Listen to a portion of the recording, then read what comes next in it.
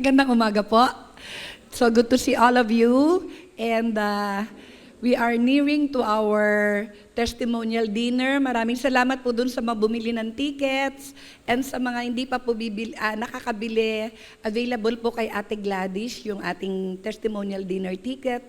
Murang-mura lang po, sa halagang 1,000 ay meron na kayong free dinner, and at the same time, you are giving to the future of our children. At talaga pong itinaon pa natin na birthday po ni Ambassador, yung ating speaker, yung ating date, no, para talagang napaka-memorable. Sa mga hindi po nakakalam sa inyo, teacher po talaga si Madam. Alam niyo ba yon? Oo, nagsimula siya bilang isang guro, no? Subalit, datapot ngunit sa kagustuhan niya na maitaguyod ang buong pamilya. Alam niyo naman sa pagtuturo ay talagang bukasyon yan, no? At walang masyadong pera, no? Kaya siya po ay ng ibang bayan bilang ambassador. But she's going back to our roots, and alam ko po, 15 minutes lang siya magsasalita, pero marami po siyang in her heart. Kasi journey din po nating lahat itong school na ito, no? Coming from our calling. Sanay akong gano'n. Wala. Imagine nyo na lang, di ba na-imagine nyo? Meron dito, no? To show God's love in a practical way without strings attached. At kung meron pa po kayong gustong imbitahan, gusto pong mag-sponsor, meron po tayong mga sponsorship tickets din na pwede po nating ibenta sa kanila. At kita-kita po tayo May 31. Gaganapin po dito sa church kasi nakaset up na po lahat yung lights and sound dito. So magiging malaking kaalwanan sa magiging program coordinator po na dito po natin ganapin sa church ang testimonial dinner. And of course, pangilang fruit na po itong ating pinipitas. Okay. Mag-review tayo, mga bata. Love, joy, peace, patience, kindness, goodness. O 6 na tayo, no? So ito po yung ating tatalakay ngayon. Please join me, stand up and read the Word of God. Galatians 5, verse 22, sabay-sabaw po tayo. But the fruit of the Spirit is love, joy, peace, patience, kindness, goodness, faithfulness, gentleness, self-control. Against such things there is no law. Subalit ang bunga ng Espiritu ay pag-ibig, kagalakan, kapayapaan, pagtitiyaga, kabaitan, kabutihan, katapatan, kahinahunan, at pagpipigil sa sarili. Walang batas laban sa mga ganito. Tayo po'y manalangin. Our dear Heavenly Father, we thank you and we bless you. You are a good God, and in you, Lord, there is always goodness in whatever you do in our lives.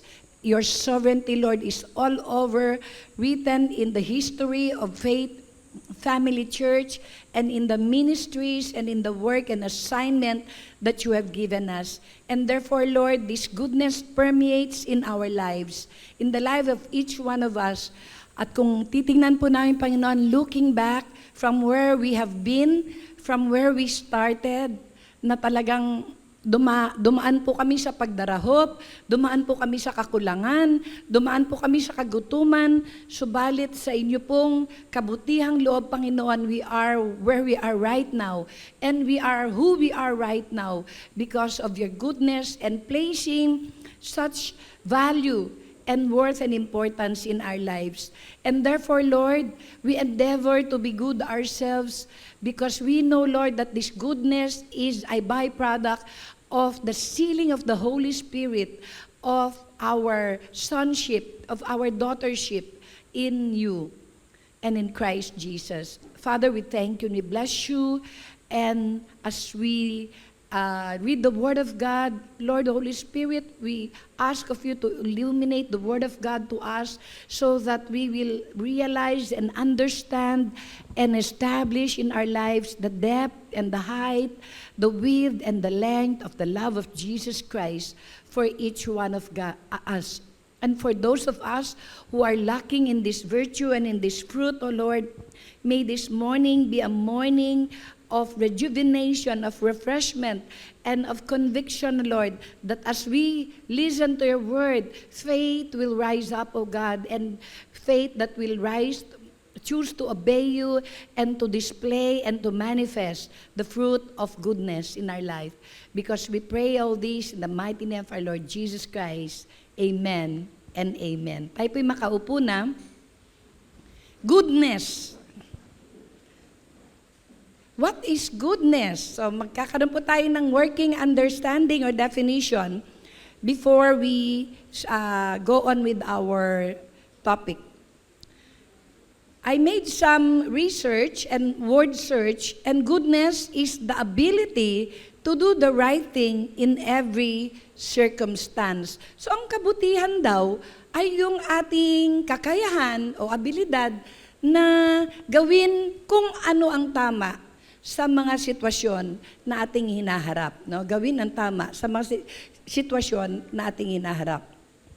In Greek, agatosune, yun po ang ibig sabihin ng goodness. It means an upright of heart and life. Galing po kay Thayer and Strong, 1995. Goodness can also be understood as a fruit of the Spirit, an internal quality that we develop through our relationship with God. It compasses moral excellence, honesty, and righteousness. Siguro, kung kayo po'y katulad ko, na nung una na medyo confused po ako, kung ano po ba yung kaibahan ng goodness sa kindness. Parang pareho sila, no? Pero, suffice to say na ang opposite po ng kindness ay unkindness, no? Ang opposite po ng goodness ay evil. So, magkapatid din sila, hindi naman po sila talaga magkaaway. So out of the goodness of our heart, we do kindness as well, no? Pero more so, we are being called good kung ginagawa po natin ang tama. And it is the opposite of evil. If you remember, Jesus Christ, di ba sabi po niya, if you who are evil, as parents, know how to give good things to your children, how much more will God give the Holy Spirit to those who ask of Him?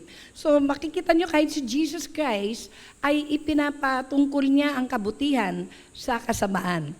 Good versus evil, no? So ito po yung working definition natin about what is good. And the title of our message is Our Prosperous Hope with the Fruit of Goodness of the Holy Spirit in Our Life. Ang ating masaganang pag-asa sa kabutihang bunga ng banal na Espiritu sa ating buhay. Please remember, my brothers and my sisters, yung akin pong laging premise na sinasabi sa inyo, ito pong fruit na to ay hindi po hiwa-hiwalay. Siya po ay cluster, kaya fruit, walang S, no? Ibig sabihin, ang lahat ng ito ay inaasahan ng Panginoon na mag-develop sa atin, mag-manifest sa atin, bunga ng pagbaba ng banal na Espiritu sa ating buhay. Lamang, iba-iba sa atin, ay iba-iba yung level of manifestation o iba-iba yung level of, ang tawag dito, dominance. Depende po sa ating sitwasyon. Siyempre, sa mga tao na nasa gitna ng mga masasalbahing tao, mas nananaig yung kindness, no po? Yun pong ibig ko sabihin. But all of these are actually the character of Christ-likeness. Say with me, Christ-likeness. That God would like us to develop in our faith journey. I submit to you, my brothers and my sisters, na although tayo ay sinave ni God from the darkness into His marvelous light so that we will not go to hell, pero testify ng lahat sa atin na lahat ng mga tumanggap kay Jesus ay hindi naman instantly naman tayo tagpunta sa langit. Although, meron tayong assurance of salvation, ibig sabihin, meron tayong seat reserved for us. No? And that's very important dahil it gives us the security na kahit maraming tao, may upuan ka. Tama? Pag tayo po ay manonood ng concert, bakit tayo bibili ng ticket at hindi po tayo magwo-walk-in? Kasi sigurado po tayo na pag bumili po tayo ng ticket, ay mailalaban natin na may ticket ako, deserve kung umupo sa upuan. May tama po ba ako? Okay. So ngayon naman, ang ating pag-aaralan ay isa na namang katangian na nais pong mahubog ng Panginoong Diyos sa ating buhay at ito ay ang kabutihan. At lahat ng ito ay mga bunga na dahil sa pagdating sa atin ng banal na Espiritu. Dahil remember, siya po ang the God of the present. No? Kung titignan po natin another angle of understanding the Trinity in the history of humankind is on how they are revealed to us as far as time is concerned. No? So we know that God the Father was revealed to us in the Old Testament. God the Son was revealed to us in the New Testament, and God the Holy Spirit was revealed to us in the present time. But of course, just like a driver, yung tatlong drivers na in-illustrate ko sa inyo, hindi porke si God the Father lang yung dominant na nag-reveal ng sarili niya in the Old Testament, absent na yung dalawa. In fact, they were there, no? And you would understand that from the implication na nung sinabi ni God na, let us make man in our image, it was suffice to say that He is talking in the plural form as far as the persons of pronouns are concerned. Tama po ba yun? Okay, so ito, ang ating masaganang pag-asa sa kabutiang bunga ng Espiritu sa ating buhay. So, number 1, we manifest goodness by being able to teach one another to be considerate. Sabihin nyo nga po, be considerate. Oo, toward each other's belief and personal views. Na ipakikita natin ang kabutihan sa pamamagitan ng ating kakayahang turuan ang kapatiran na isaalang-alang ang salubin at paniniwala ng bawat isa.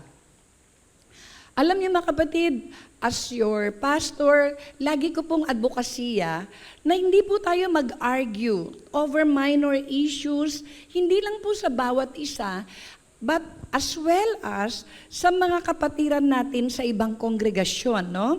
Let us not argue over minor issues. At meron pong tatlo rito na binanggit, food, drinks, and beverage. Hindi. Food, drinks, and religious festivals. Ito po yung laging nagiging issue sa atin, no? Bawal ba kumain ng baboy? Ang tawag dito? At bawal ba uminom ng alak? Ano pa yon? Bawal po ba makipiesta? Ayan. Bawal po ba, ang tawag dito, Pastora, mag-observe ng Christmas? Kasi hindi naman talaga December 25 ang Christmas, Pastora. At lalong bawal po ba na mag-observe ng Easter Sunday. Dahil hindi naman po talaga yun Christian practice, Pastora, di po ba? Dahil yung Easter na yun, yung Easter na yan ay galing kay Ishtar. At alam niyo po si Ishtar ay the goddess of fertility ng mga pagano nung araw na yon. So, nagko-compromise po ba tayo and all that? So, let's study. Ito po yung sinabi ni Apostol Pablo, and concerning you, my brothers and sisters, I myself also am convinced that you yourselves are full of goodness, at ano po yon? Filled with all knowledge and able also to admonish one another. So isa pong characteristic natin bilang tayo po'y mabuting tao, kaya po nating paalalahanan at magturuan sa bawat isa, no? Mga kapatid, lubos akong naniniwalang kayo mismo ay puspos ng kabutihan at puno ng kaalaman kaya't matuturuan ninyo ang isa't isa. 1.1, be considerate on others' personal view about food. No, Romans 14 verse 2. One person has faith that he may eat all things, but the one who is weak eats only vegetables. No, may naniniwalang mari siyang kumain ng anuman. Ngunit ang isa namang mahina sa paniniwala ay gulay lamang ang kinakain. At sabi pa rito sa verse 3, the one who eats is not to regard with contempt the one who does not eat. And the one who does not eat is not to judge the one who eats, for God has accepted him. Ang kumakain ng kahit anong pagkain ay huwag humamak sa hindi kumakain. At ang hindi kumakain ay hindi dapat tumatol sa kumakain ng kahit anong pagkain sapagkat siya'y tanggap ng Diyos. And in verse 14, I know and am convinced in the Lord Jesus that nothing is unclean in itself. But to the one who thinks something is unclean, to that person it is unclean. Sa pamamagitan ng Panginoong Hesus, alam ko at lubos akong naniniwala na walang bagay na likas na marumi, ngunit kung itinuturing nino man na marumi ang isang bagay para sa kanya, ay nagiging marumi. So for example, tayo po ay merong kapatiran na Muslim, no? And you know for a fact na hindi po sila kumakain ng baboy. Tapos sasabihin mo sa kanya, Christian ka na, okay lang yan. No? Pero according to his conscience, hindi pa rin eh. Kasi it is a community thing, naunawaan po natin. Isang oras lang niya tayo kasama sa fellowship. Pagbalik niya doon, at siya po ay na-condemn ng community, kaya ba natin siyang isalba? At higit sa lahat dyan, sa konsensya niya, alam niyang mali yung ginagawa niya. Base po sa kanyang kultura. So hindi po natin dapat ipilit yung alam natin na tama, na parang tayo lang ang tama. May tama ba ako? Oo, may tama, oo.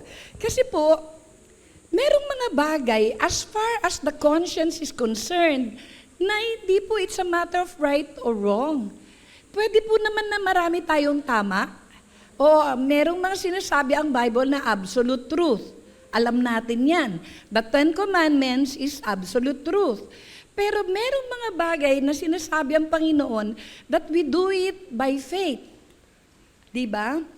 At yung mga bagay na yon ay iginagalang natin sa bawat isa. Kasi the Bible blesses faith. Tama? So kung ito po'y ginagawa ng isang tao according to faith, pero hindi kayang gawin ng iba, dahil wala silang ganong pananampalataya, then don't do it. No po? Kasi ito po ay magkakaroon ng katitisuran sa tao na atin pong pinipilit. So ito po yung kautusan na nais po nating gawing maging mabuti tayo. Do what is right, no? And as far as food is concerned, ang context po kasi nito, pati yung drinks later on sa 1.2 is that ang mga Romans po ay mga pagano. And then naging Kristiyano sila, no? So sa kanila, baligtad naman. From the Christian point of view, ay meron po silang mga inaalay na mga pagkain sa mga Diyos-Diyusan nila, no? So from there, ay ang tawag dito, nagkaroon po sila ng conviction. Nung naging Christian sila, nagkaroon sila ng conviction na wag na silang kakain. No? Tapos, pinipilit mo naman silang kumain. Okay lang yan. Hindi, yan kasi naintindihan nila na yun ay in-offer sa Diyos-Diyusan. Christian na ako ngayon, ayoko nang kumain yan. Hindi, okay lang kumain yan. Kahit Christian ka na. Oo. So the opposite way naman. In other words, yung bottom line po natin sa pagkain ay magrespetuhan. Okay po? So hindi po magiging issue sa atin kung kaya nating kainin o hindi. Maliban, maliban kung yung tao ay nagtatanong. If that person is asking, Pastora, okay lang po bang kumain nito? And then I will give my point of view. As far as I'm concerned, hindi ko kinakain yan dahil ganyan. Pero ikaw, bakit ka nagtatanong? So tatanungin mo siya kasi normally, people who have questions have issues of conscience. na baka mali yung ginagawa nila. And therefore, that is the time that we teach. And we teach not in the sense of proving something is wrong or right, but in the sense of clearing their conscience. Because at the end of the day, it is to the Lord. Di ba sabi rito, ginagawa natin yon unto the Lord. At yun ang pinakamahalaga. So we are being good. Kung hindi po tayo napaka-dogmatic na, ay, bawal yan, mapupunta ka sa impyerno pag kumain ka niyan. Wala po nakasulat sa Bible noon, 1.2, katulad dun sinabi ko, aside from food, meron din pong drinks, no? Be considerate on others' view about drinking wine. Sabi po sa Romans 14:17, for the kingdom of God is not eating and drinking, but righteousness and peace and joy in the Holy Spirit. It is good not to eat meat or drink wine or to do anything by which, read with me, your brother or sister stumbles. Sapagkat walang kinalaman ang pagkain at pag-inom sa paghahari ng Diyos, kundi ang pagiging matuwid, ang mapayapang pamumuhay at kagalakang dulot ng banal na Espiritu.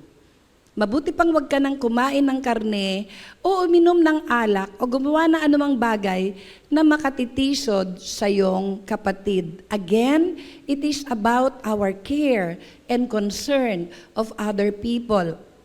Kasi yung mga mamimiloso po sa atin, pastor, wala naman sinabing bawal uminom. Totoo po yan. In fact, ang Lord's Supper literally is wine. Yung pong iniinom natin is representation, grape juice. No? Although we try to really extract the purest form of juice na meron tayo. Pero nung araw, talagang they take wine together with bread, no? And if you will look and study the context of 1 Corinthians, ay kaya nagagalit sa Apostol Pablo kasi yung love feast, talagang yun, kainan talaga yon at inuman talaga. Kaya lang, medyo nagkakaroon po ng discrimination dahil kanya-kanyang baon. Iba walang baon. No? Tapos ikaw marami kang baon, di ka nag-share. Kaya nangyayari, yung mga walang baon, nakatanghod sa may baon. O kaya yung ang baon ay tinapa, nakatingin sa ang baon longganisa. Hindi, joke lang. Hindi ko alam kung may tinapa doon at longganisa. Anyway, ito po yung context nito, no? And although in the practical sense, meron lang po ako mga sasabihin sa inyo about drinking wine, no? According to statistics ng PNP, ang pinakamalaki pong krimen, cause of crime ay, ang pinakamalaki pong crime ay rape. Dito po sa Southern Tagalog region, sa Calabarzon. At ang pinakamataas pong incident dito sa Dasmariñas. That's statistics. Kaya nga po, nagbigay po ng, ang tawag dito, ordinance ang PNP. Kaya mag-iingat po kayo yung mga nagiinuman in public, tapos i-Facebook pa po natin. Bawal na po mag-inom na magkahalo ang babae at lalaki. Huliin po kayo, promise. Kasi in-announce po ito sa barangay. So merong mga ganon. So it's not a matter of conscience, but it's a matter of practicality. And of course, alam naman po natin na nag-iiba po ang judgment natin pag tayo ay nakainom. Ako po never pa ako minom, no? So hindi ko po alam, pero alam ko na karamihan po ng mga nababangga, lasing. Dito lang po sa Greenwoods, ako po'y gigil na gigil. Kasi 99% ng mga nakakabangga, lasing. So nababawasan po yung judgment natin. And for that, it is a matter of doing what is right, na hindi po tayo uminom. Amen po ba yun? So it's not a matter of pupunta ba tayo sa impyerno o hindi? Hindi po ganyan ang usapan dito sa fruit of the Holy Spirit, but rather, yung pagiging considerate po natin sa ibang tao, na yung ibang tao ingat na magmaneho, orange pa lang, nagsa-stop na. Tapos eto naman po tayo na walang responsibility, wala pong sense of care to other people at gagawin po natin yung o hindi tayo nag-iingat na nagiging kapahamakan po na ibang tao. Alam niyo mga kapatid, although I always tell you that the Word of God is really the basis of how we know what is good and what is bad. Isa lang po yung lagi kong binabalik-balikan na premise that I would like to share to you. Maybe you are not good in memorizing verses. Sabihin nyo, Pastora, medyo slow po ako. Pero if you are someone like that, please remember this golden rule. Do unto others what you would want others to do unto you. Ikaw ba, gusto mo na nananahimik ka, babanggain ka? Of course not. So you wouldn't want to do that to others as well. Tama po ba yon?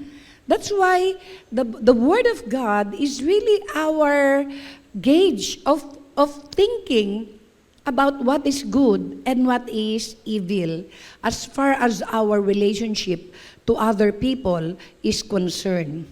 Kung titignan niyo po, itong manifestation ng fruit of the Holy Spirit has a horizontal application. Dalawa po yung ating, ang tawag dito, direction ng ating relationship sa Panginoon. Yung vertical, kung makikita niyo po sa 10 Commandments, 4 lang yun. Diba? You shall love the Lord your God with all your might, with all your soul, with all your strength. You shall not have any idol before me. Number 3, you do not use the name of the Lord in vain. And number 4, respect the Sabbath. Remember the Sabbath. 4 lang po yun. Pagdating ng number 5, honor your mother and father. Pa-horizontal na po yan. Ibig sabihin ng pa-horizontal, ito po ay may kinalaman sa relasyon natin sa ating kapwa. That is why, although we do not see God, but it is very evident that we have faith in God when others see in us the fruit of the Spirit manifesting in the form of goodness to other people, of doing what is right. Na hindi tama na ganunin natin sila kasi ayaw din naman natin gawin nila yun sa atin. And therefore, as we study this fruit, isipin po natin palagi, yung kung ano yung makabubuti sa ating kapwa, ay yung makabubuti rin sa atin. Kung ano yung ayaw natin, ayaw din nila yon. Tama? 1.3, be considerate on others' personal view about special days. In Romans 14:5, one person values one day over another. Another values every day the same. Each person must be fully convinced in his own mind. In verse 6, the one who observes the day observes it for the Lord. And the one who eats does so with regard to the Lord, for he gives thanks to God. And the one who does not eat, it is for the Lord that he does not eat, and he gives thanks to God. May taong nagpapahalaga sa isang araw ng higit kaysa ibang araw. May iba namang pare-pareho lang ang turing sa bawat araw. Maging panatag ang bawat isa sa kanyang sariling pag-iisip. Ang nagpapahalaga sa isang araw ay nagpapahalaga nito para sa Panginoon. At ang kumakain ng kahit anong pagkain ay kumakain para sa Panginoon. Sapagkat siya'y nagpapasalamat sa Diyos, iyon namang hindi kumakain ay hindi kumakain para sa Panginoon. At nagpapasalamat din sa Diyos. So, going back, the one who observes the day observes it for the Lord. So sometimes, we Christians, maybe among our own brothers and sisters, and of course, many of you, you have friends in other churches, and you discuss about Christmas. And some people would ask, ay, ba't kayo nag-observe ng Christmas? Alam niyo ba, pagan, ano yan? Practice yan? Oo, kasi imposible naman na December 25 yung Christmas. Kasi, di ba ang December in the Middle East, winter yan. And by logic, imposible that there are shepherds and their flocks by night in the open field kung winter yan. Tama ba yon? May logic, no? So, imposible daw na winter ang Pasko. And why are you celebrating that? So, we simply say, ako po, pag tinatanong nun, sabi ko, I understand about that. And in fact, alam ko na hindi naman December 25 ang birthday ni Jesus. In fact, nobody knows. But, we use the occasion to the advantage of the gospel. Bakit? Kasi pag Pasko, ewan ko ba ang saya-saya ng mga tao? Diba, ang dali-daling imbitahan sa mga harvest events. Tama ba? Tapos, ang generous din nila. Pag meron tayong gift-giving, ay sasabihin natin na, uy, baka gusto mo mag-ambag, meron tayong gift-giving dito. Kakatanggap lang niya ng bonus. Abay, dibigay naman siya. Kasi it has been a practice in our system, in our world. Alam niyo po yung sinabi ng Bible na huwag kayong maging katulad ng mundong ito. Di ba? Merong ganun sa Romans 12. It is about the evil practices, not the good practices, no? We always redeem every culture for the Lord. Alam niyo po ba, sobra akong natututo pag nakikinig po ako kay Pastor Ed Lapis. Kasi this pastor is really into anthropology. Yun po ang kanyang major, no? And he always see to it that we redeem every culture for the Lord. For example, yung piyesta din po, alam natin na bilang Kristiyano, ay hindi na tayo dapat namimiesta. Kasi ang piyesta po, literally, originally, historically, ay birthday po ng santo. And we honor that saint. Kaya po may piyesta, no? So, masasabi nyo na, ito ay kapistahan ni Santa Estelita. O kasi alam nyo po ba na kayo'y santa, santo? Yun ang tawag sa atin ng Bible. Pero of course, we do not bring that into the next step na tayo po'y dadasalan ng mga tao, tayo po'y pararangalan, no? Yun lang ang tawag sa atin ng Bible by virtue of the work of redemption that the Lord Jesus Christ had done in our life. Tama, nasusundan niyo po ako. And therefore, pag meron pong piyesta, at tayo po ay, ayan, umulan na. Thank you, Lord. Oo. Tayo po ay inimbita. Pupunta ba tayo o hindi? Alam niyo po, ako po naimbita ng piyesta, hindi lang para pumunta, para maghandog ng baby. Ang tawag pa nila, binyag. Pastora, pabibinyagan ko yung baby ko sa piyesta, pwede ba? Pwede, sabi ko, no? And there, when I get there, saka po ako nagtuturo. Alam niyo po, ang pagbibinyag ay ginagawa po sa mga tao na tumatanggap sa Panginoong Hesus. Ito pong ginagawa nating infant baptism. Saan po ba ito galing? So, ine-explain ko po yung history hanggang sa maunawaan nila. No? Na kaya po binibinyagan ang mga baby. Ito po'y naging practice ng mga Romans under the leadership or governance ni, ang pangalan nun? May pangalan nasa dulo nila ko mamaya sabihin ko sa inyo. So yung isa pong Roman Emperor, no, na naging patron saint ng Christianity, o patron Emperor ng Christianity, siya po ang nag-ordain noon na may infant baptism. Kaya lang malaki po ang problema.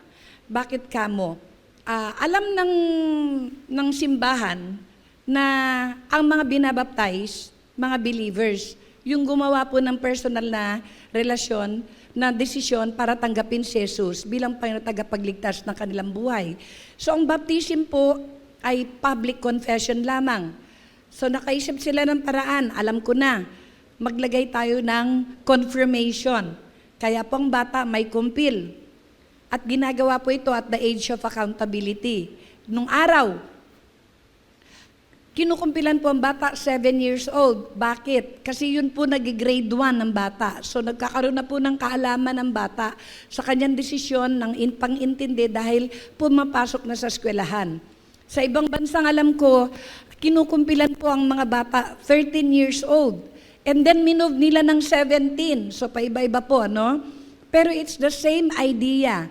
Para po i-confirm nung tao yung ginawa ng mga magulang nila na pananampalataya para po sa kanila. So yun, papaliwanag lang po ako, no? Hindi ko po sinasabi kung masama o mabuti yon. Nasa sa inyo na pong pangunawa. Number 2, teach one another to be accommodating to others. Say with me, accommodating. Pag sinabi mo accommodating, yung pinagbibigyan mo. No? Kasi di ba yung pag sinabing food and accommodation included, ano po ibig sabihin nun? Pinatutuloy, di ba yung matutuluyan. So ibig sabihin, pag ina-accommodate mo, binibigyan mo ng puwang sa puso mo, yung taong yun. O yung kanyang paniniwala, no? Hindi tayo close-minded, but open-minded. Romans 15:1, now we who are strong ought to bear the weakness of those without strength, and not just please ourselves. Each of us is to please his neighbor for his good, to his edification. Tayong malalakas ang dapat magtiis sa mga kakulangan ng mga may hina, at wag ang sarili ang bigyang kasiyahan. Dapat na magsikap ang bawat isa sa atin na bigyang kasiyahan ng ating kapwa sa kanyang kabutihan upang siya'y maging matatag. Pastora, di ba sabi, do not please others? Ano po ba ang kaibahan nito? Doon sa sinasabi natin na, naku, wag mong maging goal na i-please lang yung ibang tao, dapat i-please mo yung sarili mo. Well, ang ibig pong sabihin ng verse na ito, mga kapatid, is when it comes to, again, our strengths and weaknesses. Wag po nating pabayaan na para po patunayan na tayo ay strong, i-insist natin yung kahinaan ng iba. Again, ang context po nito ay tungkol sa pagkain at pag-inom ng mga substances na ito na inalay sa mga pagan gods, no?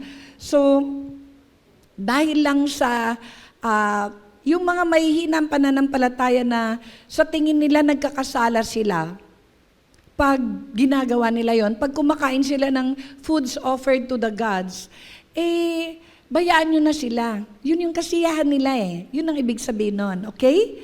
At yun naman pong mga kumakain, o hindi ang tawag dito, kumakain, dahil yun ang paniniwala nila, bayaan nyo na rin sila, kasi yun ang kasiyahan nila. So wag natin silang pilitin na kumain kung ayaw nila dahil yun ang makakasaya sa atin. Nakukuha po? So it is not about us. It is about others. Yun po ang konteksto ng sinasabi rito na we should not please ourselves but please others, no? 2.2, accept each other and become servants of one another. Tignan niyo po yung sinabi ni Apostol Pablo in Romans 15:8. For I say that Christ has become a servant to the circumcision in behalf of the truth of God to confirm the promises given to the fathers. Sinasabi ko sa inyo na si Kristo ay naging lingkod ng mga Hudyo. Ito po yung mga circumcised na lahi, yung mga Hudyo, upang ipakita ang katapatan ng Diyos at upang pagtibayin ang kanyang mga pangako sa mga ninuno. So again, ang ating pong pagtanggap sa bawat isa ay maging lingkod tayo sa bawat isa. Yan po ang mabuti. Hindi po tayo rito nagpapayabangan, nagpapagalingan. Kung hindi, kung ano yung kagalingan mo, gamitin mo yun sa paglilingkod, sa kapwa mo. You become a servant because that is the example of Christ. So kung magaling kang kumanta, gamitin mo ang pag-awit mo sa paglilingkod sa iba. No? Kung magaling kang maglingkod, gamitin mo sa paglilingkod sa iba. At kung generous ka, gamitin mo yung generosity mo para maglingkod sa iba. Hindi para maging boss at maging manipulative sa ibang tao, no? 2.3, celebrate each other's success. Celebrate each other's success. 15:17, therefore, in Christ Jesus, I have found reason for boasting in things pertaining to God. For I will not presume to speak of anything except what Christ has accomplished through me, resulting in the obedience of the Gentiles by word and deed, in the power of signs and wonders, in the power of the Spirit, so that from Jerusalem and all around, as far as Illyricum, I have fully preached the gospel. Dahil kay Kristo, ipinagmamalaki ko ang paglilingkod ko sa Diyos. Hindi ako maglalakas loob, magsalita na anumang bagay maliban sa ginawa ni Kristo sa pamamagitan ng aking mga salita at gawa, upang akayin ang mga hentil sa pagsunod sa Diyos. Sa pamamagitan ng kapangyarihan ng mga himala at mga kababalaghan, at sa pamamagitan ng kapangyarihan ng Espiritu ng Diyos, kaya't lubos kong naipangaral ang Ebanghelyo ni Kristo mula sa Jerusalem, palibot-libot hanggang sa Illyricum. So ano pong konteksto nito? Nakikita po natin si Paul, who, although he was a persecutor of the church, became a very successful apostle to the Gentiles, no?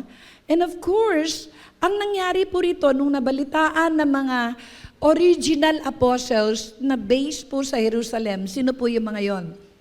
Sina Peter, James, and John. Yung pong tatlong, ang awag dito, pillars ng Jerusalem Church. Sila po'y natuwa. Sinelebrate nila yung success ni Apostol Pablo in bringing the good news of salvation to the uncircumcised, to the Gentile world. So mga kapatid, let us also have that goodness in our life, in our heart, that when we see others succeeding in doing the Great Commission, huwag po tayong talangka. Nakalulungkot po na sa Christian world ay uso pa rin po ang talangkaan. No? Imbis na tuligsain natin what is evil in our midst, tinutuligsa natin yung ibang mga trabaho, gawain na nagsasucceed. And that is not good. In fact, that is evil. Sabi po ng salita ng Diyos, pag may nakita po tayong Christian na namamayagpag, nagtatagumpay, meron po tayong mga vloggers na kumikita ng 100K a day, wag po tayong maiinggit. No, let's celebrate that brother and sister. At sabihin natin, wow, hallelujah, praise God for your good success. Oo. At ipag-pray mo na matuto siyang pag-ikapu para mabahaginan din ang gawain ng Panginoon. Ama? And of course, ang isa ko pang naisabihin sa inyo ay, pag may nakikita po tayo mga nagtatagumpay na mga kapatid natin, ipag-pray natin na wag silang mag-fall. Kasi sila po talaga yung napaka-prone na magkaroon ng temptation. Pag nagkakapera po ang isang tao, ano po yung mga temptation? Yung temptation po na hindi na nila kailangan si Lord. So, sa sarili na sila ng pamumuhay, malalayo sila sa Panginoon. Pangalawa, yung temptation na, or rather yung danger na, pag-isipan sila ng masama ng ibang tao. Kaya nga kahit po ang PNP, lagi po ako sa PNP nagsasubscribe kasi, sinasabihan po tayo, wag po tayo magpa-flaunt ng mga acquisitions natin, wag nating i-Facebook yung bago nating Highlander, yung mga ganun po, no? Kasi magiging target po tayo ng mga masasamang loob. This is the age of social media. Ang dali pong mag-viral ng inyong ng ating mga posts. At ang mga nakakakita po niyan are both evil and good people. na pwede pong pasukan ng interest na tayo po ay i-trace. Ang dali po nating matrace, no? Bakit kamo? Nilagay nyo pa yung address nyo, no? Nel Trinidad, East in Dasmariñas, Greenwoods Village. Oo, Palitaran 1. O di alam na nila kung saan ka pupuntahan. Oo. So let's celebrate each other, no? Yung mga success natin. And, Pastora, ano po yung tinatawag na holy, ang tawag dito, holy inggit? Holy envy. Meron ba kayo nun? Ay, wala kayo nun? Meron ako nun. Last time, I have a sister in Christ. Every Sunday, she always shares of a blessing. Whenever she stands, I cannot stand it. Bakit? Sabi niya, I would like to thank the Lord. I received this so much, this so much, this so much. Sabi niya, ba't ako walang blessing? Mas maganda naman ako sa kanya. I asked the Lord, and I realized why. She is obedient. I'm not. Sabi ko, yung palang susi, di gagalingan ko din. So ginalingan ko magbigay. Ginalingan kong manampalataya, ginalingan ko mag-obey. And lo and behold, it works. At kasama na rin po ako sa tumatayo palagi na nagpapasalamat ako kay Lord, meron akong ganito, meron akong ganito, meron akong ganito.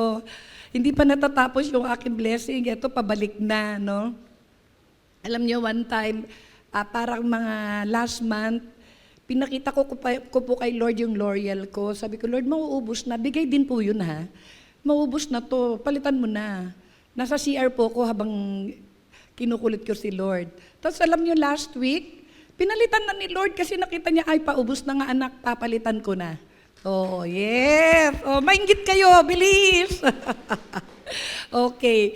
Alam niyo kung bakit? Kasi sabi ko, Lord, kung ano man yung ibibili kong pampaganda, i-invest ko po sa work nyo.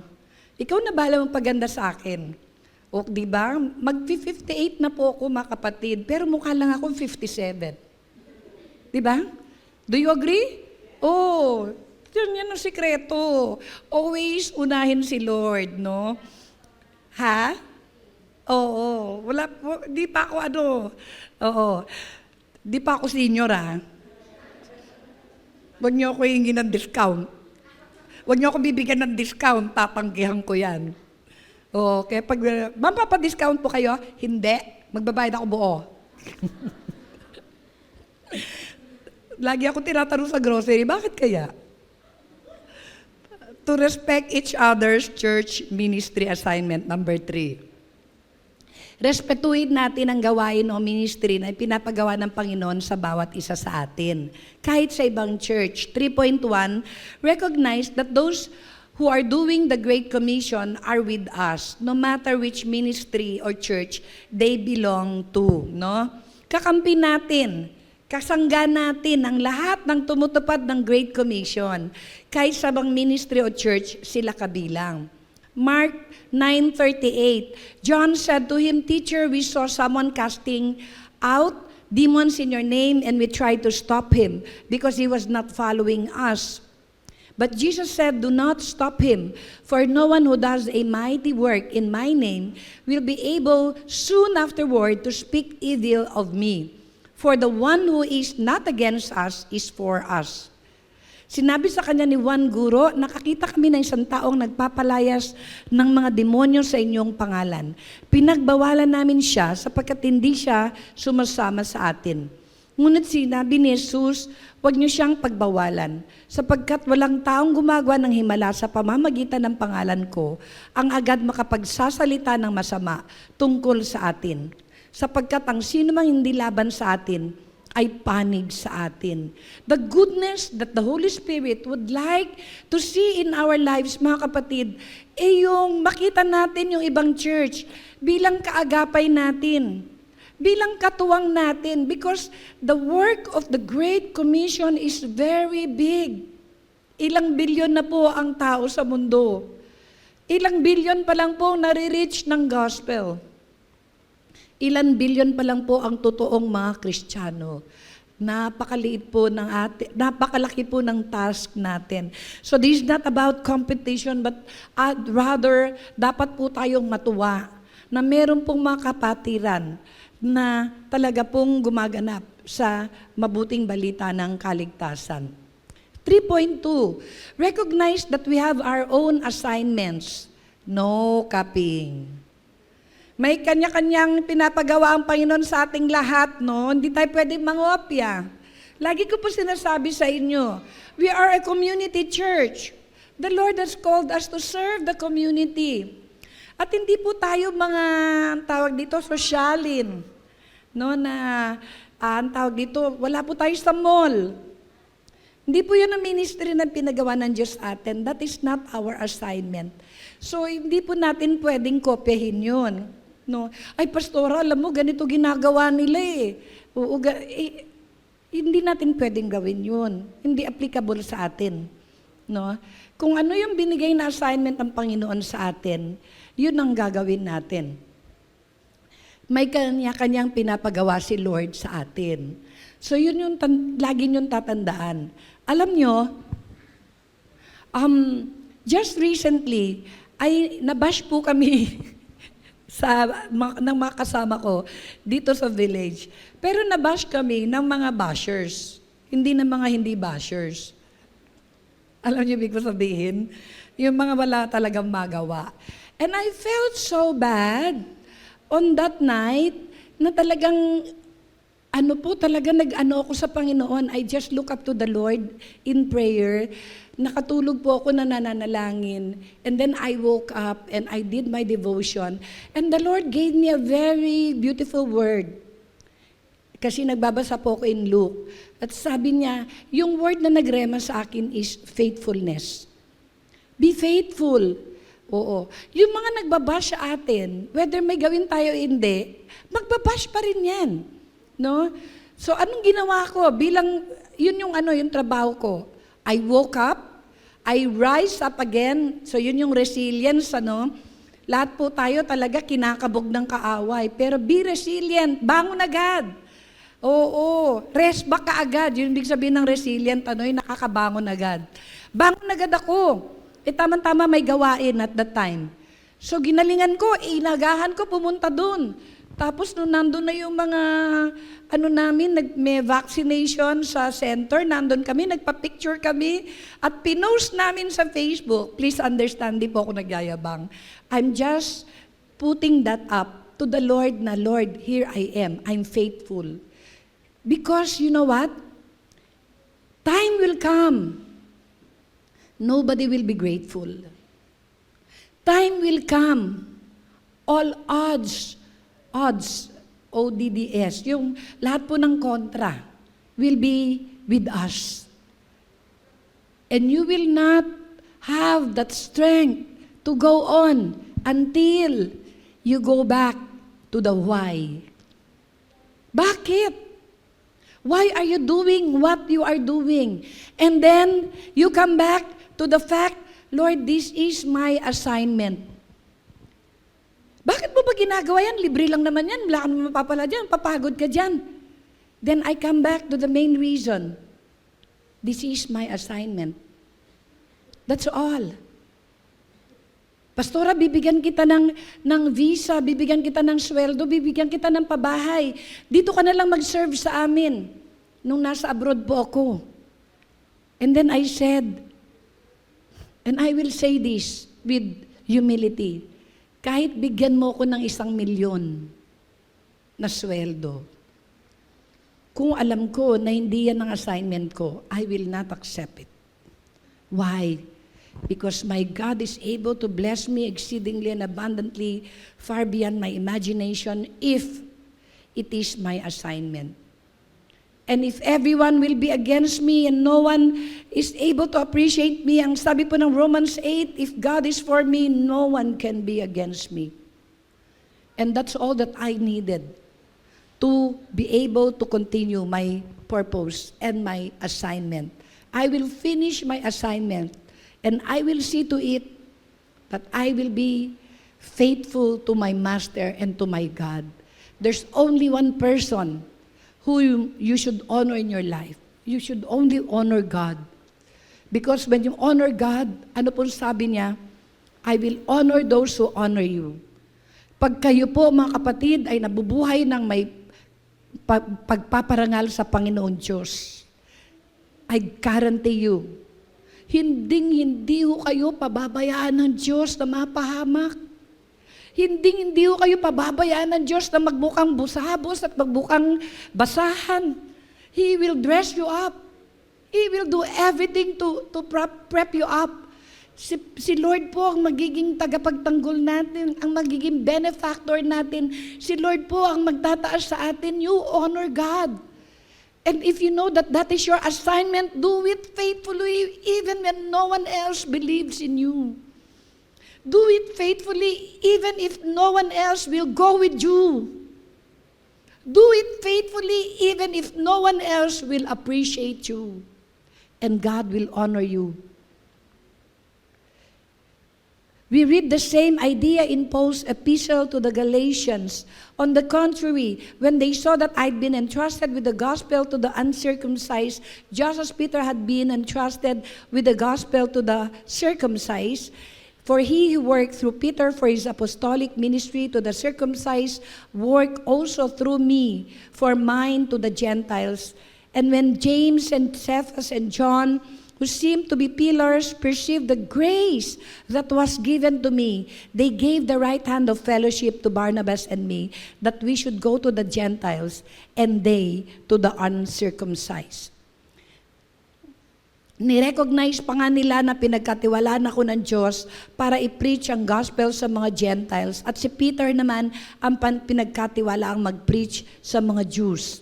Ang Diyos ang nag-assign kay Peter bilang apostle para sa mga Jews, at siya rin ang nag-assign sa akin para sa mga Gentiles. Nirecognize ni na James, Peter, John na ibinigay talaga sa akin ng Diyos ang ministry na ito. Others will recognize that, na talagang ibinigay ng Diyos atin ang ministry na ito. Silang tatlo yung mga kinikilalang leaders ng church. Kinamayan pa nga nila kami ni Barnabas bilang sign na partners nila kami sa ministry, na pagkasunduan din na kami ni Barnabas ang pupunta sa mga Gentiles at sila naman sa mga Jews. And 3.3, respect each other's boundaries. What do I mean? Romans 15:20, and in this way I aspired to preach the gospel, not where Christ was already known by name, so that I would not build on another's foundation. Ang hangarin ko'y may pangaral ang ebanghelyo sa mga dakong hindi pa nakikilala si Kristo, upang hindi ako magtayo sa pundasyong inilagay ng iba. You know, my brothers and sisters, if there's one thing, isang core value po ng Faith Family Group of Ministries, we are trailblazers. Lagi po tayong, kasi we are people of faith. Alam niyo po, pag hindi na challenging, baliwala na po sa atin. Pag sinabi mo sa akin, Pastora, wala pa pong nakakagawa niyan. Pastora, mahirap. Pastora, imposible yan. Bring it on. You just got me in to the board. I'm on board. Kasi yun po ang dapat na maging pananaw ng bawat Kristiyano. Dapat hindi po tayo joyride sa iba. Hindi po tayo nakikiangkas. Kung hindi, gagawin po natin kung ano yung assignment natin. And, wag po tayong mag-iimbita ng ibang Christian dito sa church. Kasi, alam niyo ba, gumagaling na ako sa math? Oo, alam ko na yung 2 plus 2 ay equals 4. At, alam ko din na yung 3 plus 1, 4 din. Oh, ang galing ko, no? Ibig sabihin, pag nag-invite po tayo ng Christian sa ibang church, wala po yun sa kingdom of heaven. Wala po tayong nakulimbat sa kingdom of darkness. Pareho rin. So, wag po nating imbitahin yung mga nasa church na. No? Tayo po ay magkaroon ng holy desire na makuha dito o makuha sa karya ng Diyos yung mga alam natin na hindi pa nag-church, hindi pa nagsiserve, at lalong-lalo na yung mga wala pang ministry. In conclusion, we have prosperous hope when we manifest goodness in our life because we are able to teach one another to be considerate, to be accommodating of our own differences, and to be respectful of each other's ministry assignment. May masagana tayong pag-asa sa buong kabutihan dahil matututo tayong turuan ng bawat isa na isaalang-alang ang paniniwala at opinyon ng ibang kapatiran, tanggapin ang bawat isa sa kabila ng kanilang kahinaan man o kakulangan, at igalang ang gawaing tinanggap ng bawat isa mula sa Panginoon. Tayo po'y manalangin. Dakilang Diyos at aming amang nasa langit. Lord, thank you for reminding us about this fruit of goodness, O God, that springs from the Holy Spirit's work to continue His work of developing and maturing Christ-likeness in our character. And Lord, if there are people here sa aking mga kapatiran, Panginoon, who are really going through tough times right now, please, Lord, give them the strength, give them the faith to do what is good, even if it is inconvenient, even if it is disheartening, even if it is not rewarding, because that will be honorable to you, O God. And that is enough, because if God is for you,